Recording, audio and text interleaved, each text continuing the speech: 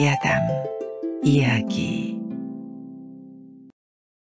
선비가 부인이 되어 혼이 나니 중원에 한 서생이 있었습니다.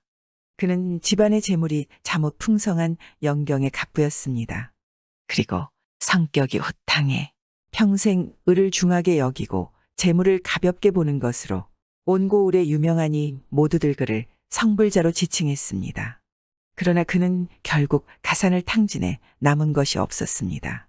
아내와 자식들은 춥고 배고프다며 울부짖었습니다. 서생은 부유했던 옛날과 추위와 국어를 면치 못하는 지금을 떠올리니 자기도 모르게 스스로가 한심해져 눈물을 흘렸습니다.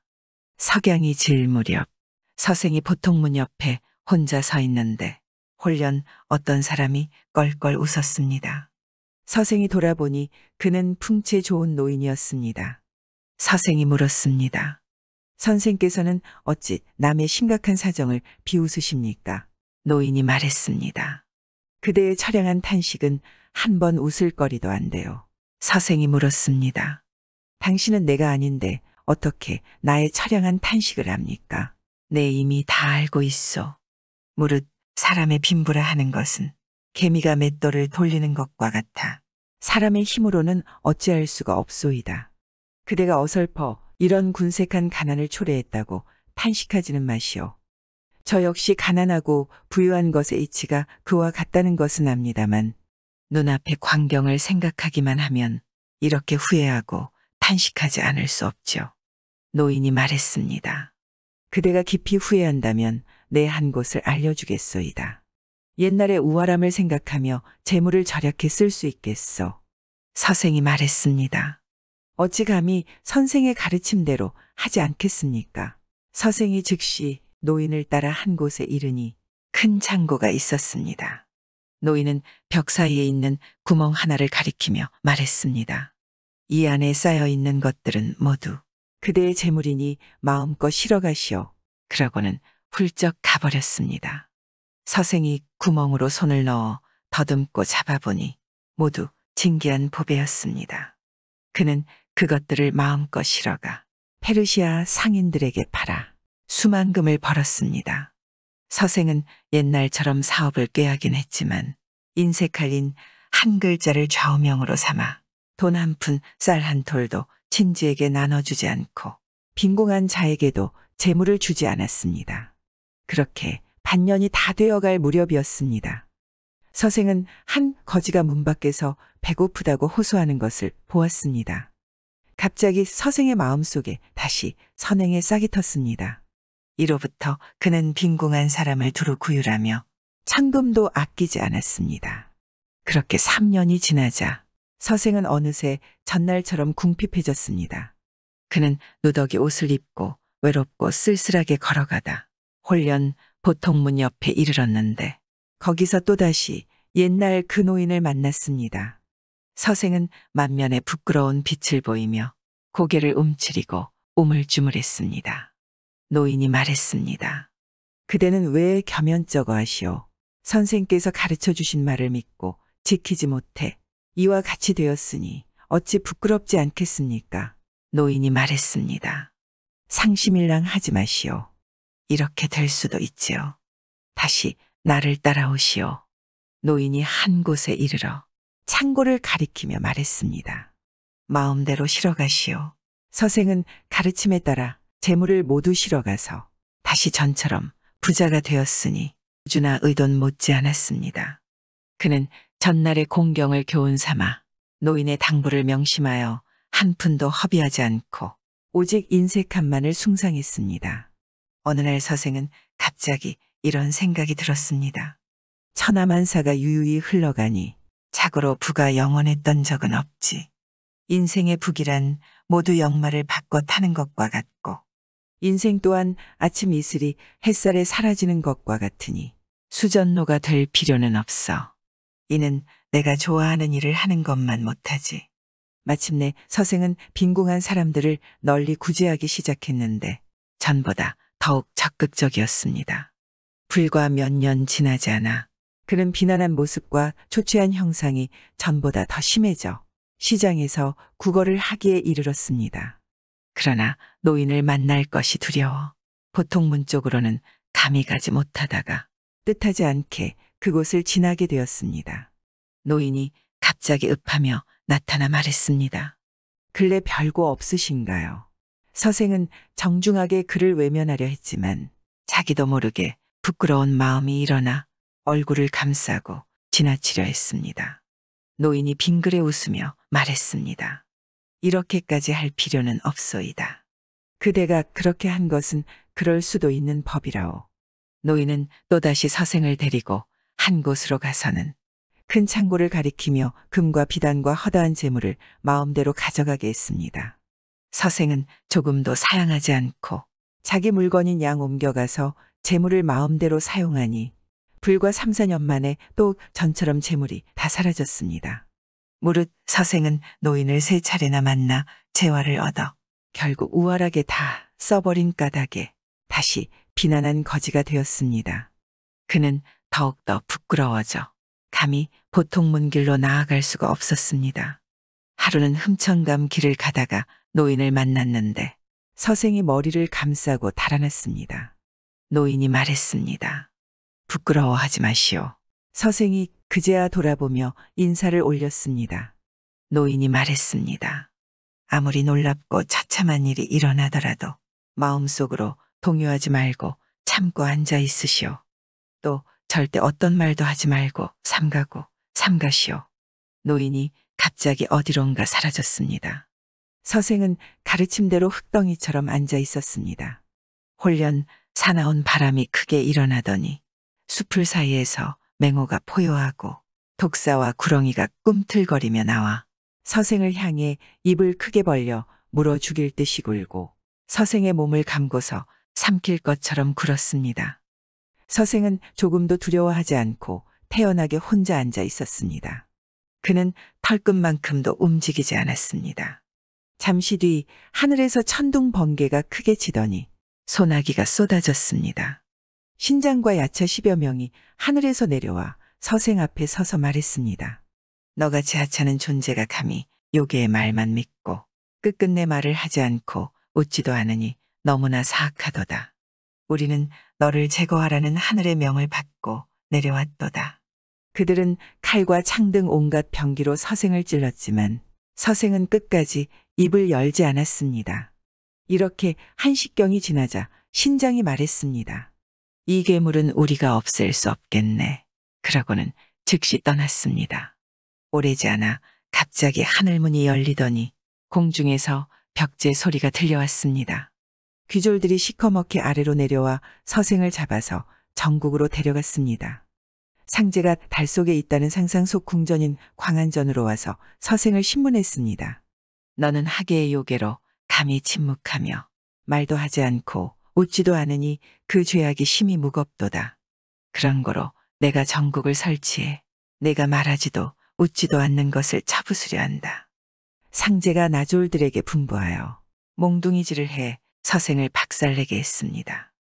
서생은 그래도 한결같이 흙이나 나무로 만든 인형처럼 끝내 입을 열지 않았습니다. 상제가 크게 놓아여 말했습니다. 이런 요물에게는 가벼운 형을 내릴 수가 없다. 상제는 한신장에게 서생을 저승으로 압송하게 하고 염라대왕에게는 엄한 법에 따라 그를 엄격하게 다스리라고 명령했습니다. 신장이 서생을 즉시 압송해 저승으로 보내고 염라대왕 역시 엄한 정국을 설치했지만 서생은 끝내 입을 열지 않았습니다. 염라대왕도 서생을 다스리기 어려운 자라 여기고 그를 검수지옥, 도산지옥, 발설지옥으로 보내 온갖 악형을 다 겪게 했지만 서생은 끝내 입을 열지 않았습니다. 마침내 전륜왕의 옥으로 보내 부러뜨리고 으깨고 갈고 던지고 했지만 서생의 마음은 결코 조금도 달라지지 않았습니다. 한관원이 염라대왕에게 이런 상황을 아뢰었습니다. 염라대왕이 관원에게 물었습니다. 인간으로서 가장 견디기 어려운 일은 무엇이냐? 관원이 아뢰었습니다. 인간 중에서는 궁핍한 유생이나 한미한 선비의 아내가 가장 견디기 어렵나이다. 그러자 이 염라대왕은 서생을 다시 인간 세상으로 보내게 했습니다. 서생은 불교 천태종과 도교 남종의 발상지인 노처사의 집안에 다시 태어났습니다. 노처사는 소시적에 단학에 입문했으나 완성하지 못했습니다. 늙어서는 누추한 마을에서 궁핍하게 살며 훈장을 업으로 삼고 있었습니다. 그는 대를 이을 자식이 없는 것을 언제나 한스럽게 여겼는데 부인이 갑자기 임신하니 처사는 밤낮으로 오직 아들이 태어나기만을 축원했습니다. 10달이 차서 부인이 해산하고 보니 아이는 딸이었습니다. 처사 부부는 심히 실망했지만 자식이 없는 것보다는 나았습니다. 아이를 목욕시켜서 강보에 눕혀두고 젖을 먹였는데 태어나고서 여러 날이 지나도 끝내 아무 말도 없는지라 혼돈스러운 고깃덩어리에 지나지 않았습니다. 이웃 사람들은 그 아이를 타고난 벙어리라고 불렀습니다. 처사가 처에게 말했습니다. 우리 집에 자식이 없다가 이제 이 아이를 얻었어. 비록 말은 못하지만 역시 사람이니 모름지기 잘 키워봅시다. 이 아이는 태어나고 16살에 이르기까지 아이들이 걸리는 병을 다 알았지만 끝내 아무 소리도 내지 않았습니다. 모두 이를 이상하게 여겼습니다. 아이는 여자가 처음 비녀를 꽂던 나이가 지났는데도 향리 사람들이 모두 말 못하는 바보라고 소문을 퍼뜨리니 중매쟁이가 찾아오지를 않았습니다. 중국 안후이성 남부에 있는 현의 사생이 있었는데 진나라 재상의 후예로 고상한 지조를 지키며 한 번도 세상에 나가지 않고 가난하게 혼자 살며 아직 장가를 들지 않았습니다. 그는 노처사의 벙어리 딸 소문을 듣고 중매쟁이를 보내 혼인하고자 했습니다. 그러니 사람들이 모두 조롱하자 사생이 이렇게 말했습니다. 무우제갈량의 시호는 황발을 얻어 정기를 길렀고 제우제나라 선왕은 무염을 얻어 아름다움을 완성했으니 내가 말 못하는 바보를 얻는 것은 나라를 뒤흔들 현철을 얻은 것보다 더 기특하지 않겠소. 마침내 사생은 전한례를 올려 노처사의 딸을 아내로 맞았습니다. 그녀는 시집와서 집안을 다스려 가지런히 정돈했고 아녀자들도 엄히 현명하게 이끌었습니다. 향리 사람들은 모두 그녀의 정숙한 덕과 올바른 행실을 칭찬했습니다. 이는 말없는 교하여 웃음 없는 완성이었습니다. 어느덧 부인이 임신해서 아들을 낳았습니다. 사생은 기뻐하며 아이를 잘 기르니 아이가 말을 배우고 걸음마를 배우는 것이 어느 한 군데 사랑스럽지 않은 구석이 없었습니다. 그런데도 부인은 끝내 입을 열지 않았습니다. 하루는 사생이 아내에게 말했습니다. 당신과 혼인하고 부부가 되어 허다한 세월 동안 고생하고 배고픔도 함께 했지만 당신은 한마디 말도 하지 않았어. 또 아이도 태어나 머리털이 자라나고 얼굴도 어여쁘니 사람이라면 누군들 좋아하지 않겠어. 우둔하고 굼뜬 남이라도 반드시 아이를 안아주고 먹여주려 할 것이오. 그러나 당신은 아이가 말을 배워 아버지를 부를 때까지 어미 된 정으로 사랑스러운 말 한마디 들려주지 않으니 필시 당신이 나에 대해 무슨 불만이 있는가 보. 사생은 발끈 화내고 아이를 들어올려 섬돌에다 내리쳐 죽여버렸습니다. 저는 그것을 보고 부지불식간에 아 하는 소리를 냈습니다. 갑자기 들끓는 소리가 크게 일어났습니다. 사생이 돌아보니 자기가 여전히 산 위에 앉아 있는 것이었습니다. 조금 전 겪은 일들은 다 일장춘몽이었습니다. 옆에 있던 노인이 탄식했습니다. 끝났어. 다 글러버렸어. 연단술이 바야흐로 이루어질 참이었는데 결국 사랑의 한자 때문에 다 글러버렸어. 그것도 운수이니 어찌하겠나. 서생이 스스로를 다독이며 말했습니다.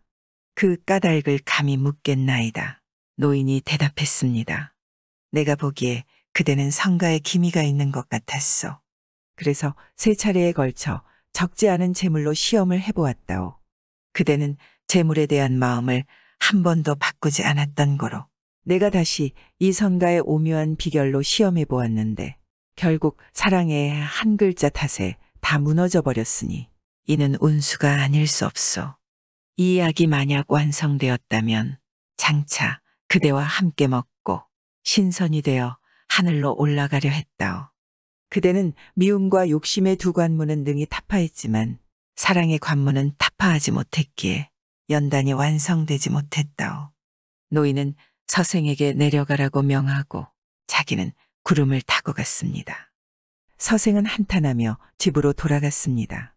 그 뒤로 서생은 침을 천천히 찌르고 천천히 뽑는 방법으로 기를 잘 돌게 하는 치료법과 곡식을 먹지 않고 솔잎, 대추, 밤등을 날 것으로 먹는 섭생법을 배우고 오악을 두루 유람했습니다. 그가 어떻게 죽었는지는 모른다 합니다. 손에 쥔 단추.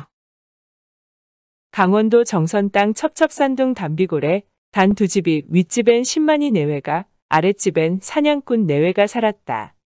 그들은 친형제처럼 내 것 내 것이 없었다. 어느 깊은 가을날 산삼을 캐러 간 10만이가 밤이 늦도록 돌아오지 않아 10만이 부인은 쪽마루에 걸터앉아 남편 오기만을 기다리는데 아랫집 사냥꾼이 올라와 한다는 말씀이 형수님, 우리 집사람 여기 안 왔습니까? 10만이와 사냥꾼 마누라가 눈이 맞아 도망쳐버린 것이다. 10만이 부인은 식음을 전폐하고 들어 누워버렸는데 연놈들을 찾으러 간다며 대처로 나갔다가 3일 만에 헛걸음을 치고 돌아온 사냥꾼이 형수님, 이러시면 안 됩니다. 일어나 이것 좀 드세요.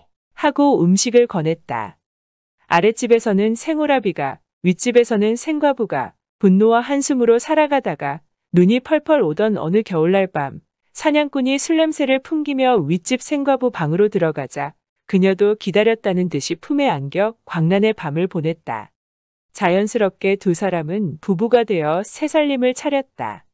사냥꾼은 10만이 부인을 형수님이라 부르는 대신 여보라 불렀고 그녀도 자연스럽게 사냥꾼을 서방님이라 불렀다. 사냥꾼은 하룻밤도 거르지 않고 10만이 부인의 고쟁이를 벗겼고 그녀는 새로운 밤풀이에 심신이 들떴다. 지난 가을의 분노와 한숨은 까마득히 잊어버리고 새 삶이 너무 짜릿해 웃음꽃이 질 날이 없었다. 꽃피고 새우는 화사한 봄날이 찾아왔다. 산나물을 뜯으러 산속으로 들어간 사냥꾼 새마누라는 사냥꾼이 좋아하는 곰치를 뜯으러 점점 깊이 들어가다 깜짝 놀라 걸음을 멈췄다. 바위 사이 풀 속에 처박힌 시체, 그것은 사냥꾼 부인과 도망쳤다던 남편 10만이었다. 움켜진 오른손을 펴자 단추 하나가 나왔다. 그녀는 단추를 들고 허겁지겁 집으로 돌아왔다. 가을에 입던 사냥꾼의 조끼를 꺼내자 단추 하나가 떨어졌고 나머지 단추와 그녀가 갖고 온 단추는 같은 모양새였다. 사냥꾼이 방으로 딸라 들어와 방바닥에 엎드려 울면서 용서해 주시오. 당신을 처음 본 순간부터 나는 미칠 것만 같았어. 망연자실 천장만 바라보던 부인이 조끼와 단추를 들고 나가더니 부엌 아궁이 불 속에 던져버리고 방으로 들어와 배시시 웃으며 나도 서방님 품에 안기는 꿈을 수없이 꾸었습니다. 사냥꾼이 감격하여 그녀를 안았다. 그녀는 땀을 훔치지도 않고 속치마만 걸친 채 부엌에서 술상을 차려왔다. 사냥꾼이 하초만 가린 채 벌컥벌컥 술잔을 단숨에 비우고 초점 잃은 눈을 크게 뜨더니 피를 토하며 꼬꾸라졌다. 지아비를 죽인 원수를 갚은 것이다. 이튿날 산속으로 들어간 그녀는 억울하게 죽은 10만이 시체를 수습하여 땅에 묻고 술을 따라 재를 올렸다. 사냥꾼의 시신도 수습해서 양지 바른 곳에 묻고 술을 따랐다. 지아비를 죽인 원수지만 그 또한 5달 동안 살을 섞은 지아비가 아닌가. 거름더미 속에 파묻혀 있던 사냥꾼 부인의 시체도 찾아내 땅에 묻었다. 그날 밤 담비골 두 집의 시뻘건 불길이 치솟아 오르고 그녀는 어리론가 종적을 감췄다. 구독과 좋아요, 알람 설정은 사랑입니다.